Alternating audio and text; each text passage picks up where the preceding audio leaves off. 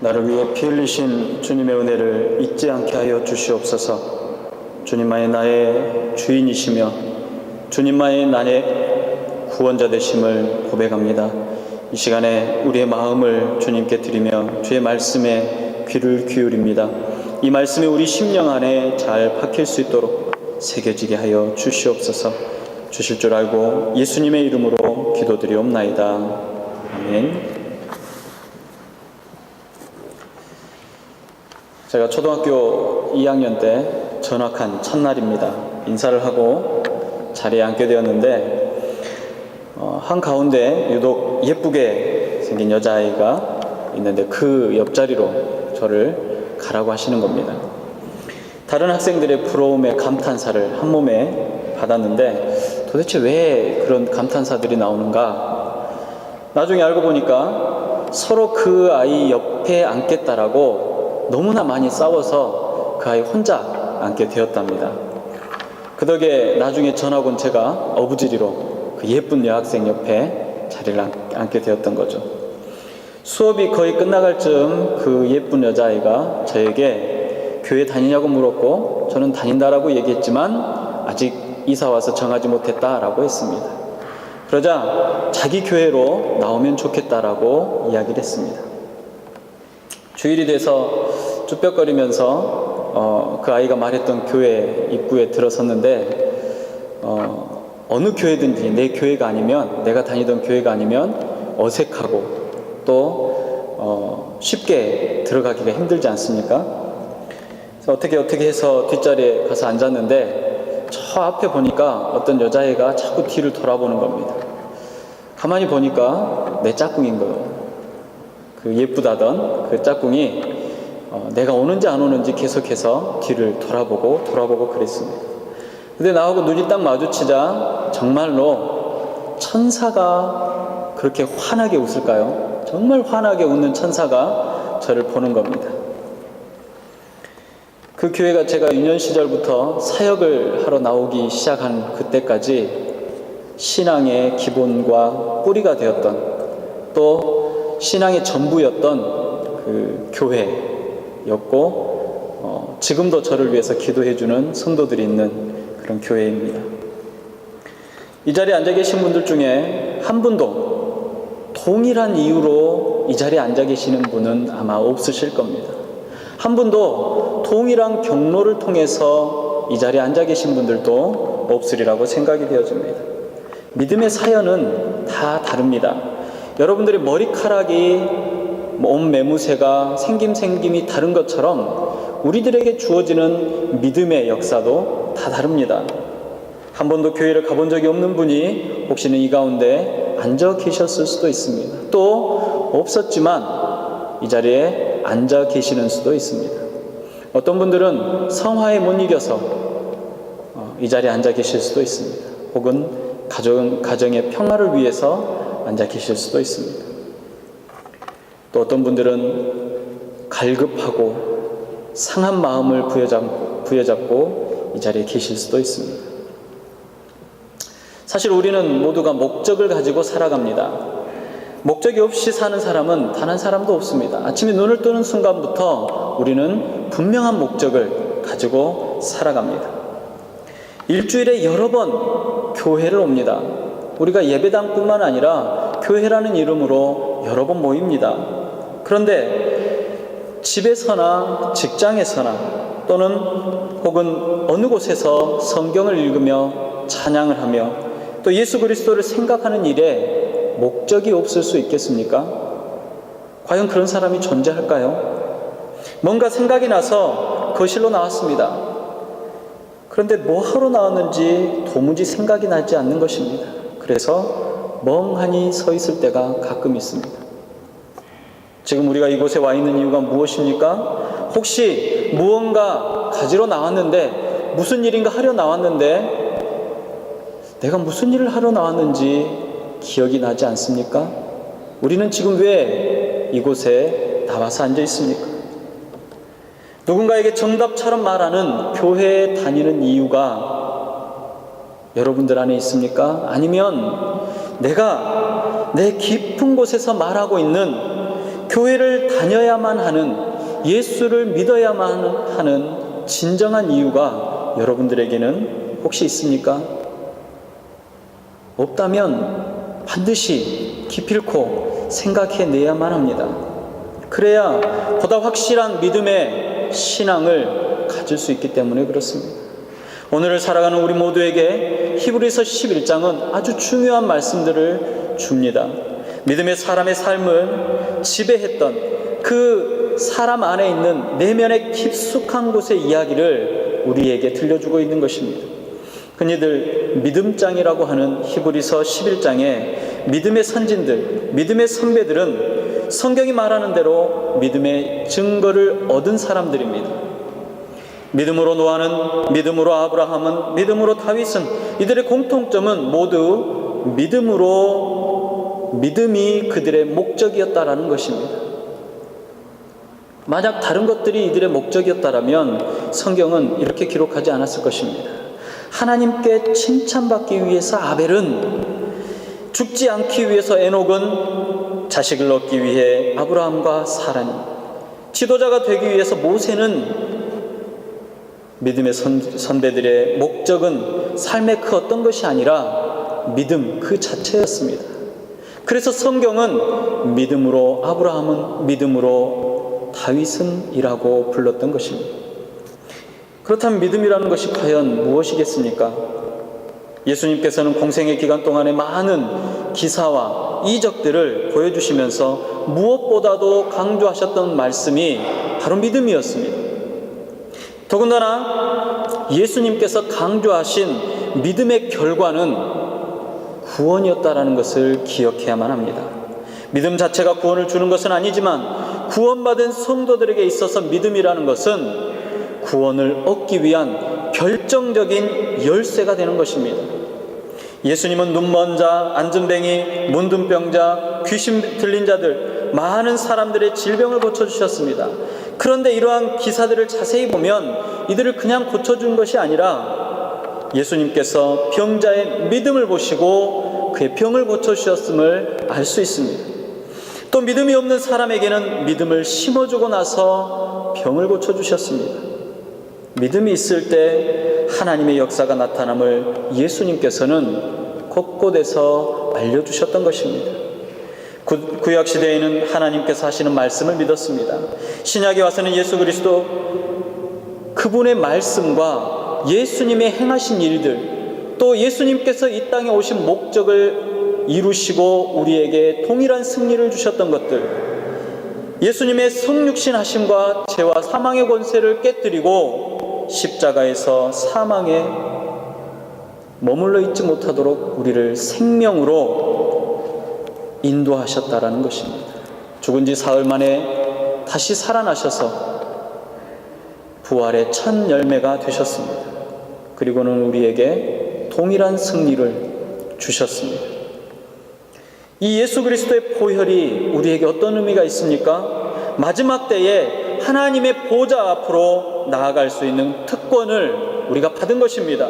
이것을 믿는 것이 바로 믿음이네.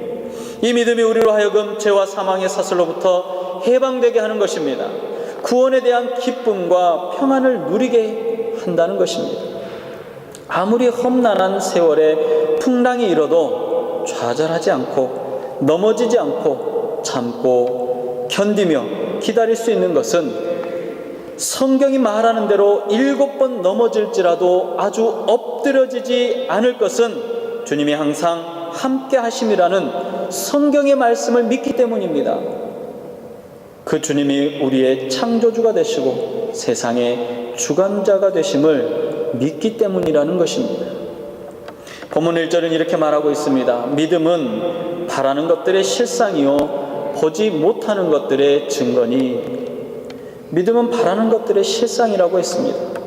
이 바라는 것은 우리의 소원을 뜻하는 것이 아닙니다. 내가 하고자 하는 일, 내가 되고자 하는 그 무엇이 바라는 것이 아닙니다. 이 바라는 것은 하나님의 약속을 의미하는 것입니다. 다시 말하면 말씀으로 약속하시는 것을 우리가 바란다라는 것입니다. 세상의 부귀와 영화를 바라는 바람이 아니고 하나님의 말씀으로 주시는 바람입니다. 당장 무엇을 먹고 무엇을 마시고 무엇을 얻을까 하는 고민이나 그러한 바람이 아니라 하나님의 나라와 의를 구하는 바람입니다. 하나님의 의를 바라는 믿음은 당장 현실로 나타나거나 당장 눈에 보이지 않을 수 있습니다. 어쩌면 우리가 사는 날 동안 그런 일들이 일어나지 않을 수도 있습니다. 그러나 성경은 이러한 것들을 믿음이라고 하고 이 믿음의 능력은 현실로 우리에게 주어질 것이며 한 번도 보지 못했던 일들이 현실로 우리에게 다가올 것이라고 말하고 있습니다. 이 사실을 믿는 것이 바로 믿음입니다. 창세기 6장에 보면 노아의 이야기가 나옵니다. 하나님께서 노아를 만나 말씀하셨습니다. 그 말씀은 한 번도 보지 못한 것들에 대한 말씀입니다. 바로 대홍수의 심판, 그것입니다. 노아가 살았던 당시에는 한 번도 보지도 못했고 상상할 수도 없었던 일들을 하나님께서 말씀하십니다. 창세기 2장 5절에 보면 여호와 하나님이 그 땅에 비를 내리지 아니하셨고라고 말씀하셨습니다. 노아가 살던 당시에는 하늘에서 물이 떨어지는 경우가 없었습니다. 하늘 위의 물과 하늘 아래 물로 나뉘시고 하늘 아래의 물만 모이게 하셔서 바다를 만드셨습니다. 하늘 위의 궁창 위의 물은 그대로 하늘 위에 존재했던 것입니다. 나중에 홍수가 나면서 하늘이 열리고 비로소 물이 땅에 떨어졌던 것입니다. 한 번도 보지 못한 일을 어떻게 상상할 수 있겠습니까? 또 노아가 지었던 방주를 한번 생각해 보십시오. 강가로부터 물가로부터 800km나 떨어진 곳에 배를 만들라고 하셨습니다. 그것도 평지가 아니라 높은 산 꼭대기에다가 방주를 지으랍니다. 방향을 조절하는 키도 없고 돛도 없고 상자와 같은 배를 만들라는 것입니다. 우리의 이성이나 우리의 지성으로는 도저히 이해할 수조차 없는 이런 일을 하나님께서 사람에게 말씀하셨다는 것입니다. 그리고 또 그 일을 하나님께서 말씀하셨다라고 행하는 노아를 사람들이 어떻게 생각했겠습니까? 산 위에 그것도 키도 없고 돛도 없는 상자와 같은 배를 짓고 있는 노아를 보고 사람들은 미쳤다라고 했을 것입니다.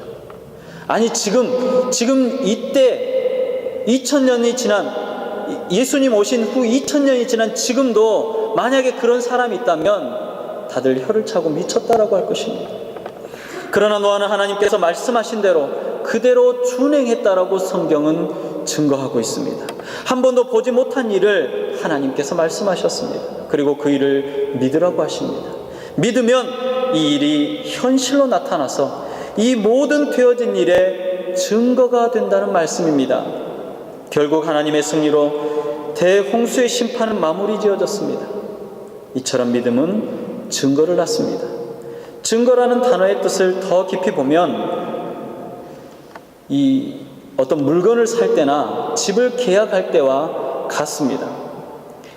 한국 같으면 아파트를 청약한다고 하죠. 아파트가 지어지기 전에 미리 그 아파트의 호와 동수를 종이 쪽지로 받습니다.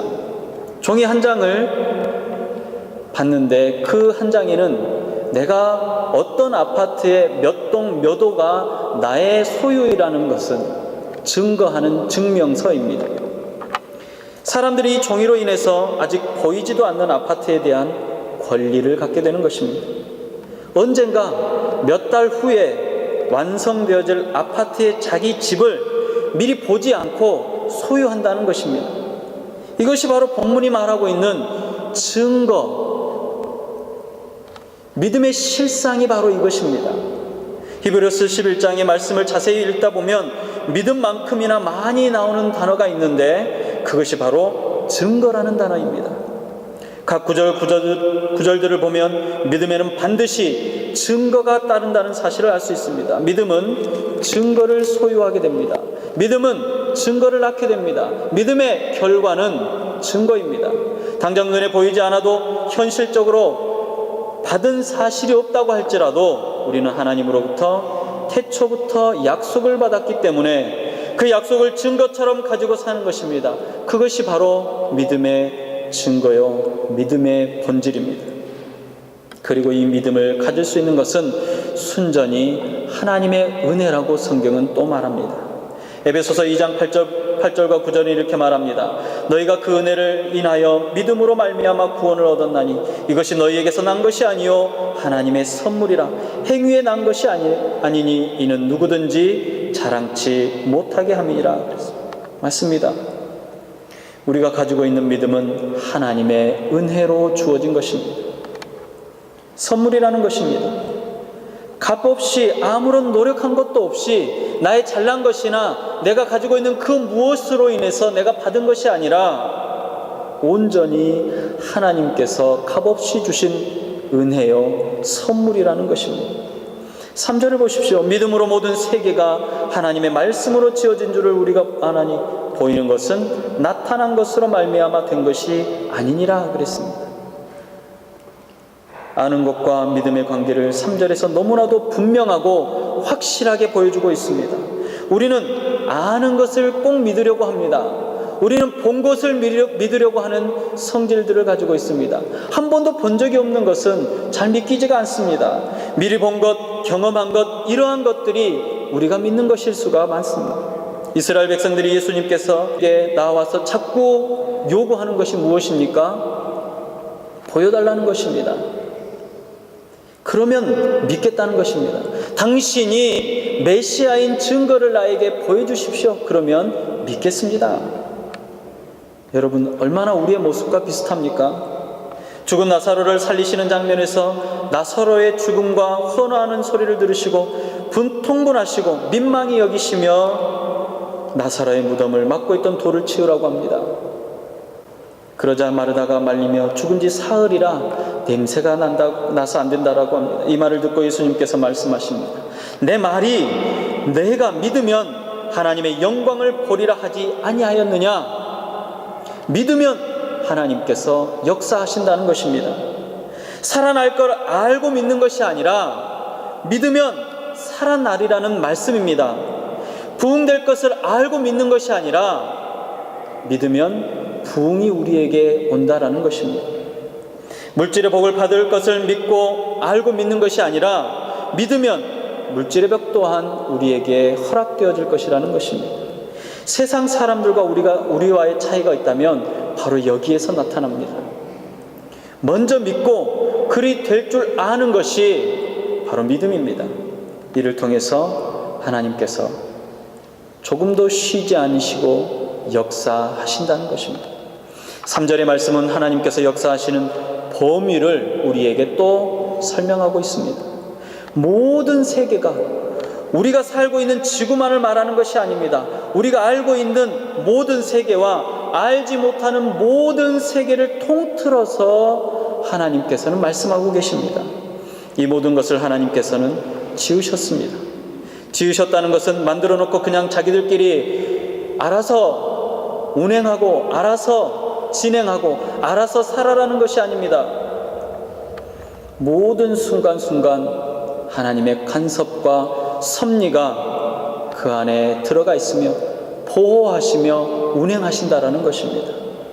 그리고 더욱더 중요한 말씀은 이 되어진 창조의 모든 것은 보이는 먼저 있었던 그 어떤 것으로 만들어진 것이 아니라 누구도 본 적이 없는 아무것도 존재하지 않았던 무에서 유를 창조하셨다라는 것입니다.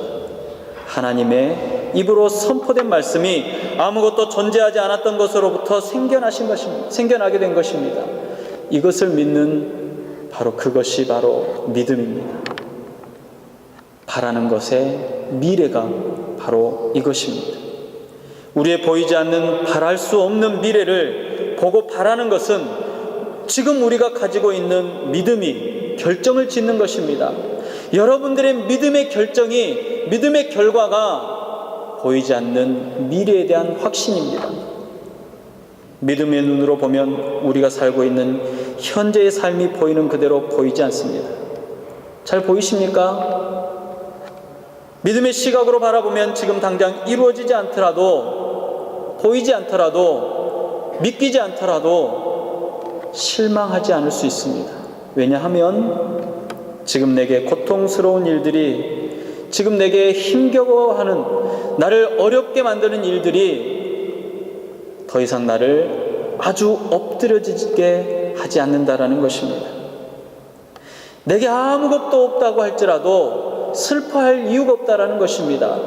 내 수중에 물질이 하나도 없다고 할지라도, 내 능력이 아무것도 아니라고 사람들이 손가락질 할지라도, 내가 갖고 있는 그 어떤 것들을 어느 누가 알아주지 않더라도 결코 실망하거나 낙심하지 않아야 할 이유가 바로 여기 있습니다. 우리는 한 번도 본 적이 없고, 한 번도 만진 적이 없고, 한 번도 경험한 적이 없는 것을 하나님께서 약속으로 주시겠다라고 했습니다. 주시는 날까지 끝까지 인내하며 용기를 잃지 않고 믿는 믿음이 있다면 하나님께서 우리에게 그 담력까지 허락하신다고 하셨습니다. 그것마저 우리에게 주신다라고 하셨습니다. 그런데 우리가 세상 앞에 비굴하며, 세상 앞에 낭망하며, 세상 앞에 떨 이유가 무엇이겠습니까? 세상은 우리를 이길 수 없습니다. 이미 이기었노라고 장담하시고 이기었노라고 선포하신 예수님의 승리가 저와 여러분들에게 있기 때문에 그렇습니다. 믿음은 은혜고 선물이라고 했는데 도대체 어떻게 해야 이 은혜의 선물을 받을 수 있습니까? 사도 바울이 우리를 위해서 로마서에서 이렇게 말합니다. 믿음은 들음에서 나며 들음은 그리스도의 말씀으로 말미암느니라. 믿음은 들어야 생긴다라고 합니다. 무엇을 들어야 합니까? 예수 그리스도와 예수 그리스도께서 하신 말씀, 그리고 예수님께서 하신 모든 일들을 들었을 때 그것을 믿고 확신하고 그대로 살면 우리의 삶에 증거가 나타난다고 성경은 말하고 있는 것입니다. 믿음은 하나님의 말씀을 붙잡고 하나님의 말씀을 듣고 하나님의 말씀 안에 들어가면서 생겨나는 것입니다. 가족이 줄 수 없습니다. 친구가 줄 수 없습니다. 오직 믿음은 들음에서 나는 것입니다. 여러분, 오늘 들은 이 믿음이 여러분 것이라면 절대로 놓치지 말기 바랍니다. 우리 안에 확실한 믿음의 증거가 일어나시기를 주님의 이름으로 축복합니다. 기도하겠습니다. 사랑의 하나님, 감사합니다.